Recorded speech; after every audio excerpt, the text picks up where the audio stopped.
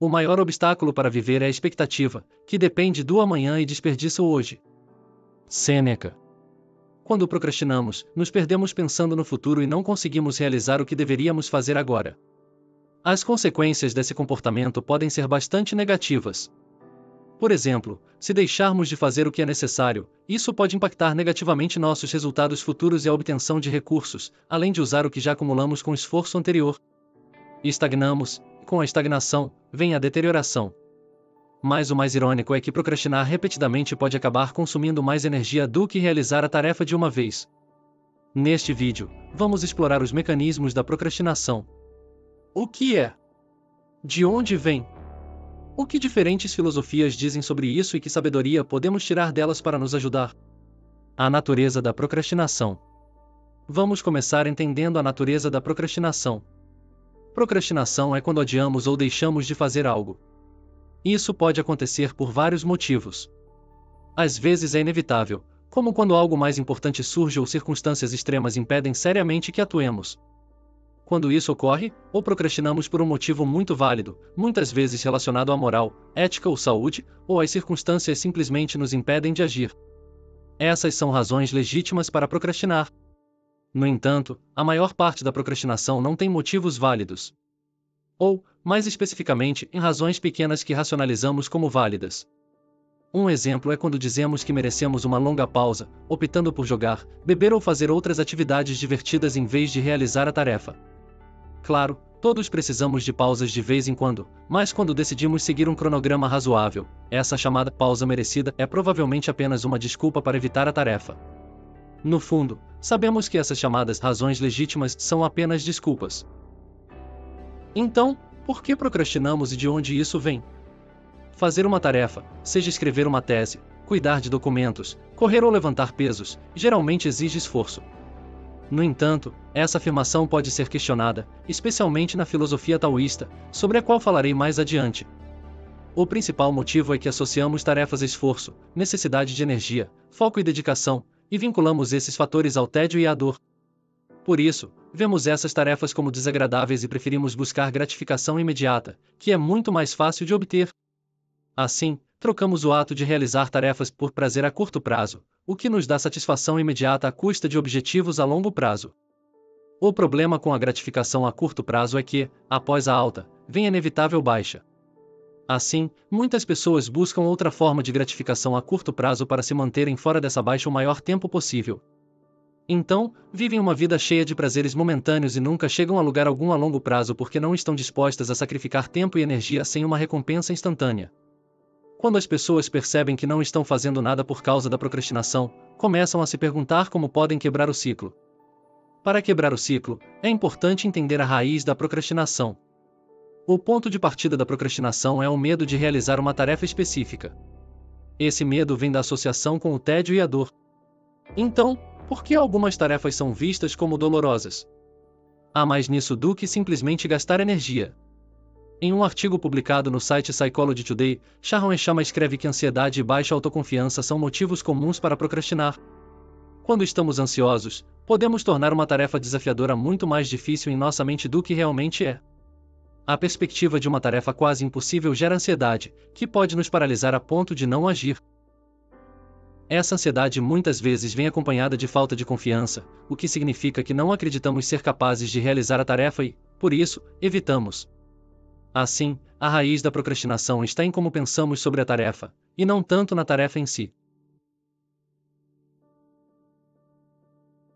Agora, o que podemos aprender com a filosofia? Os filósofos antigos se preocupavam com a procrastinação, ou em termos simples, com a preguiça. O imperador romano e filósofo estoico Marco Aurélio, por exemplo, escreveu em suas meditações que trabalhar faz parte da natureza humana. E o sono também, mas ele afirma que a natureza não nos criou para dormir o tempo todo, embora ficar deitado numa cama quente e confortável o dia inteiro possa ser muito agradável. Então você nasceu para se sentir bem? Em vez de fazer coisas e experimentá-las? Você não vê as plantas, os pássaros, as formigas, as aranhas e as abelhas realizando suas tarefas, colocando o mundo em ordem da melhor maneira que podem? E você não está disposto a fazer seu trabalho como ser humano? Por que você não está correndo para fazer o que sua natureza exige? Mas temos que dormir algum dia. há acordado. Mas a natureza estabeleceu um limite para isso, como fez para comer e beber. E você ultrapassou esse limite. Você já teve mais do que suficiente disso. Mas não de trabalhar. Aí você está abaixo da sua cota. Marco Aurélio argumenta que quando nos entregamos à preguiça, não estamos amando o suficiente a nossa natureza e o que ela exige de nós. Ele descreveu a experiência eudaimônica, um estado de realização, onde as pessoas se dedicam tanto que até esquecem de comer e de se cuidar, quando estão totalmente imersas em suas tarefas. Você tem menos respeito pela sua própria natureza do que o gravador pela gravação, o dançarino pela dança, o avarento pelo dinheiro ou o alpinista social pelo status? Quando estão realmente possuídos pelo que fazem, preferem parar de comer e dormir do que desistir de praticar suas artes. O filósofo estoico Sêneca argumentou que adiar as coisas é o maior desperdício da vida. Adiar nos torna dependentes do futuro e, em vez de aproveitar o presente e fazer o que podemos agora, entregamos essas oportunidades à sorte. Simplificando, ao adiar, abrimos mão do nosso controle. O presente é onde o futuro é feito.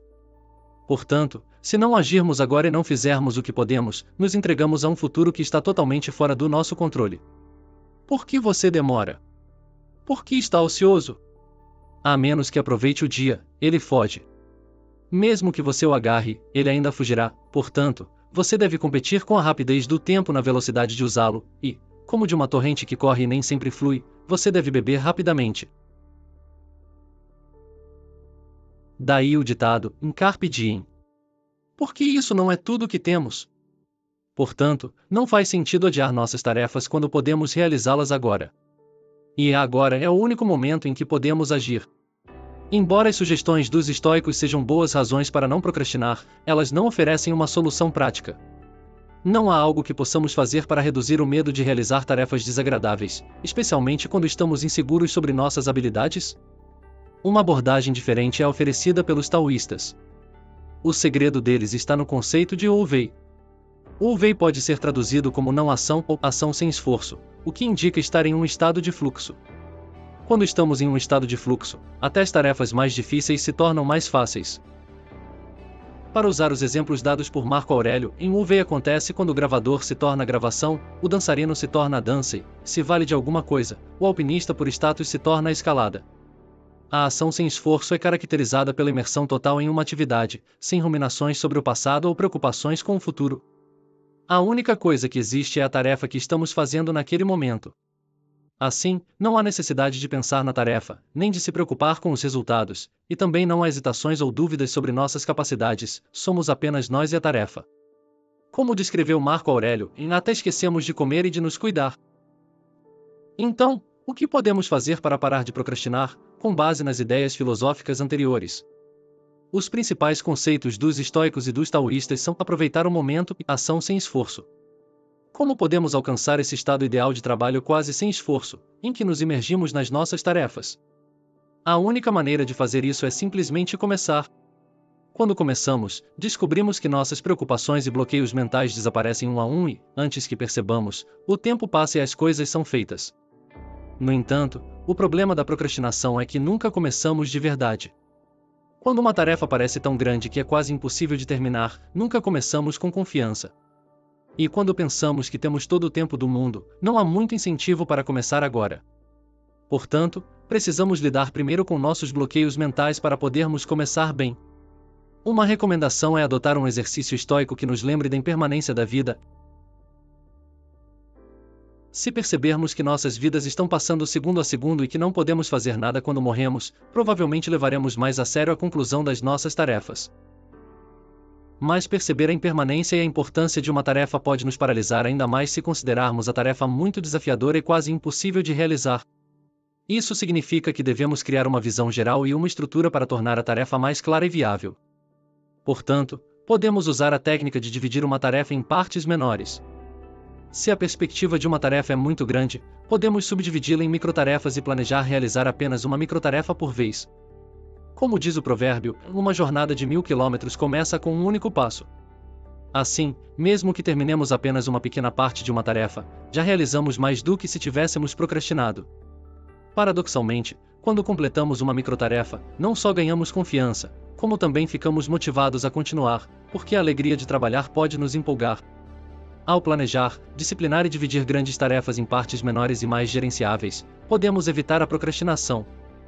Passo a passo, sem nos preocupar com resultados finais ou nos sentirmos sobrecarregados pelo peso de uma tarefa gigantesca, focamos apenas em terminar pequenas partes uma por uma. E, ao terminar o trabalho do dia, não caímos na armadilha de projeções futuras desnecessárias e simplesmente planejamos as tarefas para o dia seguinte e descansamos. Como escreveu Lao Tzu, faça o seu trabalho e depois dê um passo atrás. Esse é o único caminho para a serenidade. Obrigado por assistir.